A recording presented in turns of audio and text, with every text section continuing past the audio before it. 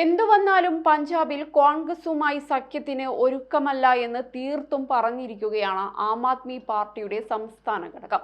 അടുത്ത വർഷം നടക്കുന്ന പൊതു തെരഞ്ഞെടുപ്പിൽ ഒറ്റയ്ക്ക് മത്സരിക്കുമെന്ന് ആം ആദ്മി പാർട്ടി വൃത്തങ്ങൾ അറിയിച്ചു കഴിഞ്ഞു.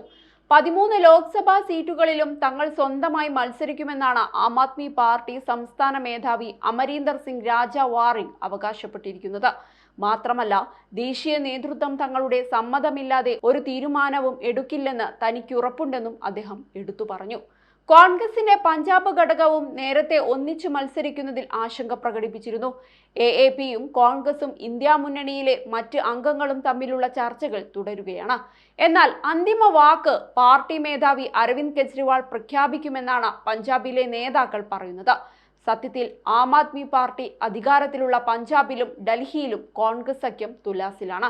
രണ്ടിടത്തും കോൺഗ്രസിനെ പുറത്താക്കിയാണ് ആം ആദ്മി പാർട്ടി സർക്കാർ രൂപീകരിച്ചത്. സീറ്റ് വിഭജനം ഇന്ത്യ മുന്നണിയിലെ പാർട്ടികൾക്ക് ഗുരുതരമായ വെല്ലുവിളിയായി തുടരുകയാണ്. കഴിയുന്നത്ര സ്ഥലത്ത് ഒന്നിച്ചു മത്സരിക്കുമെന്ന് നേതാക്കൾ പറഞ്ഞിരുന്നു. എന്നാൽ അടുത്തിടെ തെരഞ്ഞെടുപ്പ് നടന്ന സംസ്ഥാനങ്ങളിൽ ഒരിടത്തും ഇന്ത്യ സഖ്യം ഫലവത്തായിരുന്നില്ല. മധ്യപ്രദേശ് തെരഞ്ഞെടുപ്പിൽ കോൺഗ്രസും സമാജ്വാദി പാർട്ടിയും തമ്മിലുള്ള ചർച്ചകൾ ഫലം കണ്ടിരുന്നില്ല. കോൺഗ്രസ് സീറ്റ് വിഭജനത്തിൽ കടുംപിടുത്തം പിടിക്കുമെന്ന് പറഞ്ഞ് സമാജ്വാദി പാർട്ടി മേധാവി അഖിലേഷ് യാദവ് രംഗത്ത് വന്നിരുന്നു. എന്നാൽ സംസ്ഥാനത്തെ 230 സീറ്റുകളിൽ 66 സീറ്റുകൾ മാത്രം നേടി കോൺഗ്രസ് പരാജയപ്പെട്ടു.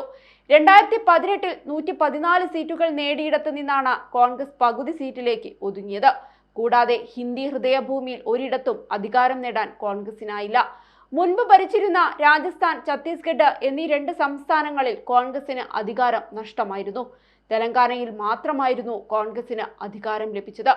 പശ്ചിമ ബംഗാളിൽ ഭരണകക്ഷിയായ തൃണമൂലും കോൺഗ്രസും CPM തമ്മിൽ സഖ്യമുണ്ടാകാനും സാധ്യതയില്ല.